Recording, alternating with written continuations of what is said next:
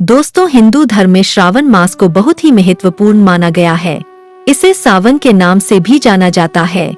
सावन मास देवों के देव भगवान शिव को समर्पित है। सावन के हर सोमवार को शिव जी की विशेष रूप से पूजा अर्चना की जाती है। शिव भक्त पूरी श्रद्धा के साथ इस महीने का इंतजार करते हैं। इस पूरे महीने मनाए जाने वाले धार्मिक उत्सवों में शिव की उपासना, व्रत, पवित्र नदियों में स्नान और शिव अभिषेक ज्यादा महत्वपूर्ण होते हैं। विशेष तौर पर सावन सोमवार पर महिलाएं सूर्योदय से पहले स्नान कर उपवास रखती है। कुंवारी कन्याएं मनपसंद जीवन साथी पाने के लिए इस महीने में उपवास और शिव की पूजा करती है। विवाहित स्त्रियां पति के लिए मंगल कामना करती है।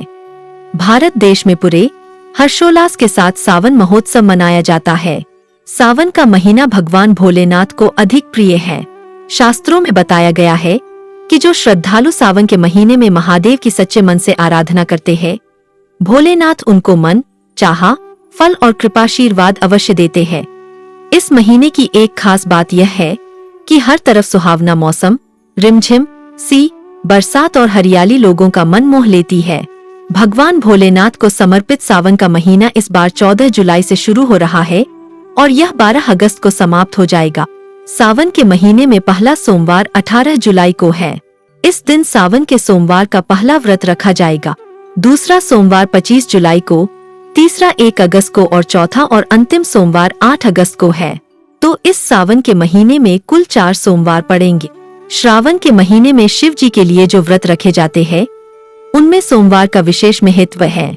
शिव जी की पूजा में सर्वप्रथम गणेश जी की पूजा की जाती है, क्योंकि उन्हें वरदान प्राप्त है। किसी भी कार्य में सबसे पहले श्री गणेश का आवाहन किया जाता है। उसके बाद शिव जी की पूजा की जाती है। शिव पूजा में अभिषेक का विशेष महत्व है, जिसे रुद्राभिषेक कहा जाता है। प्रतिदिन रुद्राभिषेक करने के नियम का पालन किया जाता है। पौराणिक कथाओं के अनुसार समुद्र मंथन के दौरान निकले विष का पान करने से भगवान शिव के शरीर का तापमान तेजी से बढ़ने लगा था। ऐसे में शरीर को शीतल रखने के लिए भोलेनाथ ने चंद्रमा को अपने सिर पर धारण किया और अन्य देवता उन पर जल की वर्षा करने लगे। इंद्रदेव भी चाहते थे कि भगवान शिव के शरीर का तापमान कम हो जा, इसलिए उन्होंने तेजी से मूसलाधार बारिश कर दी। यही कारण है कि सावन के महीने में अत्यधिक बारिश होती है। इससे भोलेनाथ बड़े प्रसन्न होते हैं। रुद्राभिषेक करने की विधि इस प्रकार है। सर्वप्रथम जल से शिवलिंग का स्नान कराया जाता है। फिर क्रमश दूध, दही, शहद, शुद्ध घी, शक्कर, ये 5 अमृत जिन्हें मिलाकर पंचामृत कहा जाता है, उसके द्वारा शिवलिंग को स्नान कराया जाता है। फिर जल से स्नान कराकर उन्हें शुद्ध किया जाता है। इसके बाद शिवलिंग पर चंदन का लेप लगाया जाता है। तत्पश्चात जनेव चढ़ाया जाता है।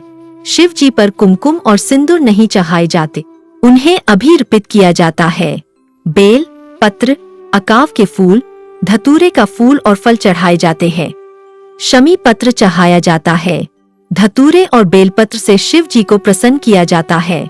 इस पूरे क्रम को ओम नमः शिवाय मंत्र के जाप के साथ किया जाता है। इसके बाद माता गौरी का पूजन किया जाता है। सावन सोमवार का व्रत दिन के तीसरे प्रहर यानी शाम तक रखा जाता है। सुबह स्नानादि नित्य कर्म करने के बाद व्रत का संकल्प करना चाहिए और उसके बाद गंगा जल, बेलपत्र, सुपारी, पुष्प, धतूरा, भांग आदि से पूजन करना चाहिए। इसके साथ ही भगवान शंकर की विधि पूर्वक पूजा करने के बाद व्रत कथा सुनना अनिवार्य माना गया है। साथ ही शिव मंत्रों का जाप करे। ऐसा माना जाता है कि सावन महीने के सोमवार के व्रत करने से पूरे वर्ष के सभी सोमवार व्रतों का फल मिल जाता है। व्रती को तीसरा प्रहर खत्म होने के बाद एक ही बार भोजन करना चाहिए। रात्रि के समय जमीन पर सोना चाहिए। इस तरह से सावन के प्रथम सोमवार से लेकर अंतिम सोमवार तक इस व्रत का पालन करना चाहिए। सिर्फ सावन सोमवार ही नहीं, शिव जी से जुड़े सभी व्रत 3 प्रहर तक ही किए जाते हैं। सावन के महीने में सुंदर कांड, रामायण, भागवत कथा का वाचन और श्रवण किया जाता है, जिससे पुण्य की प्राप्ति होती है। इसके अलावा घरों में भजन, शिव अभिषेक और सत्यनारायण की कथा की जाती है। पूरे महीने दान कर्म का भी महत्व होता है। यह पुण्य कर्म करते समय कुछ नियमों का पालन करना अनिवार्य होता है, तभी वे फलीभूत होते हैं। इस पवित्र महीने के दौरान कुछ गलतियां बिल्कुल नहीं करनी चाहिए। क्या क्या सावधानी बरतनी चाहिए इस महीने में, हम आज के इस वीडियो में बताएंगे। इन्हें जानना बहुत आवश्यक है, तो वीडियो को आखिर तक जरूर देख। आगे बढ़ने से पहले आपसे रिक्वेस्ट करते हैं कि वीडियो को लाइक जरूर करिएगा, दोस्तों को शेयर कर दीजिएगा और अगर आपने अभी तक चैनल को सब्सक्राइब नहीं किया है तो चैनल को सब्सक्राइब करके बेल आइकन जरूर दबाइएगा। दोस्तों, सबसे पहले तो सावन के पवित्र महीने में अपना आचरण शुद्ध होना चाहिए, तो रोज सुबह जल्दी उठे। इस पवित्र महीने में पति पत्नी को पूरा महीना दूरी बनाकर रहना है। अगर आप संयम नहीं रखते हैं तो भगवान शिव हमेशा हमेशा के लिए नाराज हो सकते हैं। इस पवित्र महीने में आने वाले सभी त्योहारों का उद्देश्य है प्रेम और अपनेपन से मिलकर ईश्वर में अपनी आस्था को बनाए रखना। तो ये त्योहार परिवारजनों के साथ मिलकर मनाने चाहिए, जिससे आपसी मनमुटाव कम, घर परिवार में एकता बनी रह, खुशियाँ और क्लेश, कलह, वाद विवाद, चुगल खोरी, नफरत करना आदि सब टाल दे।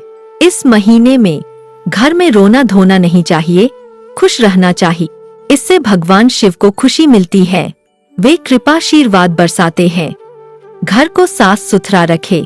सावन के महीने में बाल नाखून काटना, दाढ़ी बनाना वर्जित है, इससे पाप लगता है, भगवान शिव रुष्ट हो जाते हैं। ये प्यार स्नेह बढ़ाने वाला समय काल है। इस दौरान मीठा बोलने वाला व्यक्ति भगवान शिव की कृपा पा लेता है।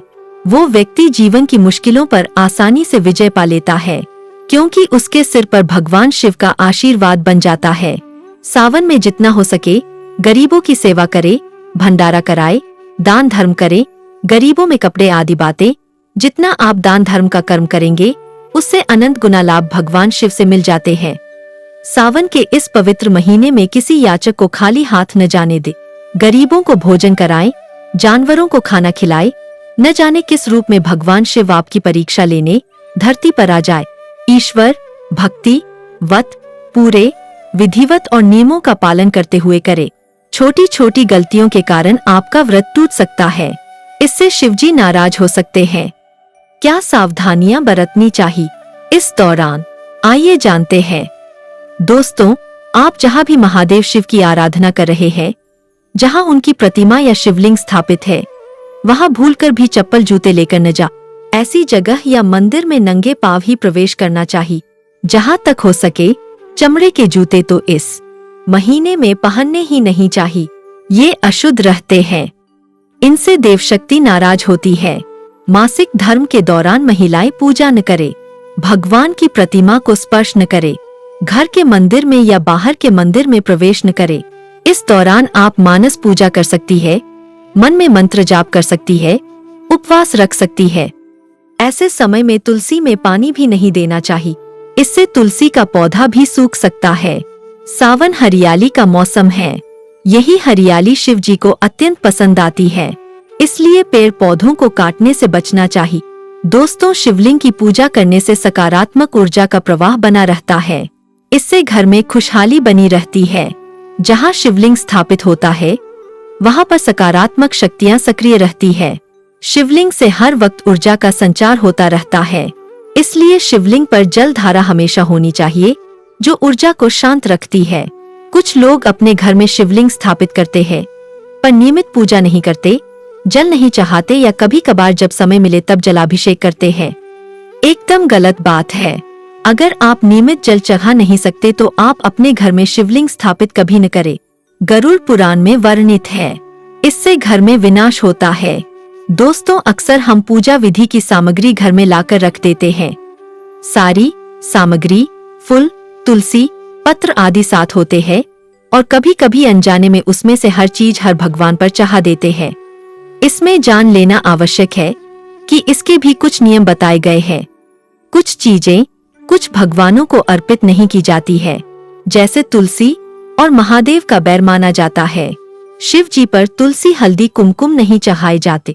तुलसी में शिवलिंग या गणेश की प्रतिमा को नहीं रखा जाता, इससे घर में संकट आने शुरू हो जाते हैं। तो शिवलिंग पर तुलसी न चढ़ाए, गणेश जी पर भी तुलसी न चढ़ाए। शिव पूजन या गणेश जी की पूजा में केतकी, केवड़ा के फूलों का उपयोग नहीं करना चाहिए। माँ पार्वती की पूजा आराधना करते समय आंवला या मदार का प्रयोग करना वर्जित माना जाता है। दोस्तों, श्रावण में मांसाहार खाना वर्जित माना गया है। श्रावण में कई लोग प्याज और लहसुन भी नहीं खाते। इसका धार्मिक महत्व तो है, ही साथ वैद्यकीय महत्व भी है। आयुर्वेद में इस बात का उल्लेख है कि सावन के महीने में मांस के संक्रमित होने की संभावना बहुत ज्यादा होती है। इसलिए इस पूरे महीने मांस, मछली या अन्य मांसाहार के सेवन को निषिद्ध माना जाता है। सावन के महीने को प्रेम और प्रजनन का महीना कहा जाता है। इस दौरान मछलियाँ, पशु, पक्षी सभी में गर्भाधान होने की संभावना होती है। किसी भी गर्भवती मादा की हत्या हिंदू धर्म में पाप मानी गई है। इसलिए सावन के महीने में जीव को मारकर उसका सेवन नहीं किया जाता। इसी के साथ श्रावण सोमवार के व्रत में ये फल कभी नहीं खाया जाता। इससे भगवान शिव रुष्ट हो जाते हैं। आपका व्रत टूट सकता है, घर परिवार पर कष्ट आ सकते हैं। कम से कम सोमवार के व्रत में ऐसा पाप कभी न करे। ये फल है नाशपाती का फल। सावन के किसी भी व्रत में आपको नाशपाती नहीं खाना चाहिए। व्रत आदि को छोड़कर किसी अन्य दिन आप यह फल कभी भी खा सकते हैं, लेकिन जिस दिन आपका व्रत हो उस दिन नाशपाती का सेवन नहीं करना चाहिए। भगवान को भी नाशपाती नहीं चाहना चाहिए। इस दौरान व्रती को उधार मांगकर भी फल या कोई आहार ग्रहण नहीं करना चाहिए। इससे भी दोष लगता है, व्रत भंग हो जाता है। किसी भी व्रत में कोई चीज मांग कर नहीं खानी चाहिए, नहीं किसी अन्य के घर भोजन करना चाहिए। इससे व्रत झूठा हो जाता है। अगर आपको कोई अपनी मर्जी से फल वगैरह ला कर दे तो उसे खा सकते हैं, लेकिन व्रत में उधार मांग कर फल आदि नहीं खाना चाहिए। इससे पाप लगता है, व्यक्ति की पवित्रता भंग हो जाती है। सावन में बैंगन खाने से भी बचें, क्योंकि शास्त्रों में बैंगन को अशुद्ध बताया गया है। इससे भगवान शिव नाराज हो जाते हैं। घर में लंबे समय से रखा हुआ आटा भी आपका व्रत भंग कर सकता है। दरअसल पुराने आटे में छोटे जीव जंतु आ जाते हैं जो ठीक तरह से दिखाई नहीं देते। ऐसा आटा खाने पर दरअसल आप मांस का सेवन करते हैं और व्रत में मांस खाना घोर पाप के समान माना गया है। इससे आपका व्रत टूट जाता है। व्रत में ताजा आटा खाना चाहिए। व्रत हमेशा शुद्धता में ही रखना चाहिए। दोस्तों, खास तौर से दंपतियों के लिए सावन का व्रत रखना बहुत ही महत्वपूर्ण माना जाता है। इस व्रत को सफलता से करने से वैवाहिक जीवन सफल हो जाता है और 7 जन्मों तक का साथ मिल जाता है। लेकिन अगर आपने हिंदू रीति रिवाजों के अनुसार विधिवत विवाह नहीं किया है, यानी 7 फेरे नहीं लिए हैं, तो आप सावन के इस व्रत को नहीं रख सकते। बगैर 7 फेरे लिए कोई भी प्रेमी जोड़े इस व्रत को नहीं रख सकते। शास्त्रों में इस बात की मनाही है। कोर्ट मैरिज या लिव इन रिलेशनशिप में रहने वाले लोग इस व्रत को रखने में सक्षम नहीं माने जाते। अग्नि समक्ष 7 फेरे लेने के बाद ही आप किसी भी धार्मिक कार्य में शामिल हो सकते हैं, और अगर आप शास्त्रों के विरुद्ध ऐसा करते हैं तो आप पाप के भागीदार बन सकते हैं। पवित्र सावन के दौरान तन के साथ ही मन की पवित्रता भी ज्यादा जरूरी है। तो ईर्ष्या, जलन, दुष्ट विचार जिनके मन में आते हैं उनकी आराधना फलीभूत नहीं होती। ईश्वर उनकी पूजा कभी स्वीकार नहीं करते। अगर आप पवित्र मन से, सच्चे दिल से, श्रद्धा भाव से उपासना करते हैं तभी ईश्वर आपकी पूजा, आराधना स्वीकार करते हैं। तलाकशुदा व्यक्ति या जो पति पत्नी एक दूसरे से दूर रहते हैं वो सावन का व्रत न करे, शिव जी की आराधना न करे। सावन का महीना प्रेम का प्रतीक माना जाता है। आप मनमुटाव छोड़कर फिर से एक हो जा, तभी ईश्वर आपकी आराधना स्वीकार करेंगे। शास्त्रों में बताया गया है कि जब पति पत्नी साथ मिलकर ईश्वर की आराधना करते हैं तो अनंत गुना फल की प्राप्ति होती है। वेश वृत्ति वाली स्त्री की पूजा भी ईश्वर कभी स्वीकार नहीं करते हैं। यह महापाप माना जाता है। तो सावन के पवित्र महीने में ऐसी महिलाओं का पूजा व्रत कभी फलीभूत नहीं होता। प्रेम में पवित्रता रखने वाले जोड़े ही व्रत सफलता पूर्वक कर सकते हैं। ऐसा कहा जाता है कि कुंवारी कन्याओं को शिवलिंग का कभी स्पर्श नहीं करना चाहिए। दरअसल क्यों दतियों के अनुसार अविवाहित स्त्री को शिवलिंग के करीब जाने की आज्ञा नहीं है। साथ ही इसके चारों ओर भी अविवाहित स्त्री को घूमना नहीं चाहिए। यह इसलिए क्योंकि भगवान शिव बेहद गंभीर तपस्या में व्यस्त रहते हैं। दोस्तों, शिवलिंग जनेंद्र का प्रतीक नहीं है। लिंग का अर्थ होता है चिन्ह या पहचान। ये शिवलिंग ज्योतिर्मय ब्रह्मा आत्मा शिव का प्रतीक है। किसी क्षेत्र विशेष में इसे जनेंद्रिय मानकर अविवाहित स्त्रियों के लिए पूजा करना निश्चित माना गया है, जो कि अज्ञानता है।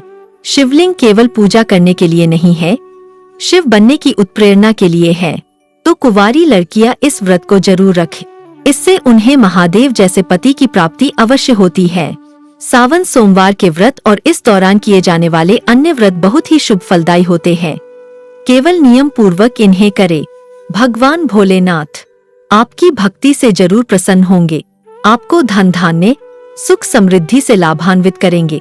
इसके शुभ संकेत भी आपको मिलने शुरू हो जाएंगे। ऐसे कुछ शुभ शगुन आप निश्चित ही दे पाएंगे। दोस्तों, सावन के दौरान बैल का दरवाजे पर आना अत्यंत शुभकारक माना जाता है। नंदी महाराज बुद्धि और ज्ञान के प्रतीक है। भगवान भोलेनाथ के वाहन हैं। नंदी जी को भगवान शिव का द्वारपाल भी कहा गया है। शिव मंदिर के बाहर हमेशा नंदी महाराज विराजित रहते हैं। अगर सावन के पवित्र महीने में नंदी महाराज आपके द्वार पर आ जाए और घर की चौखट को सींग मारने लगे, तब आपको समझ लेना चाहिए कि भगवान शिव आपके घर पधारने वाले हैं। शिव जी आपकी भक्ति से बहुत प्रसन्न हैं।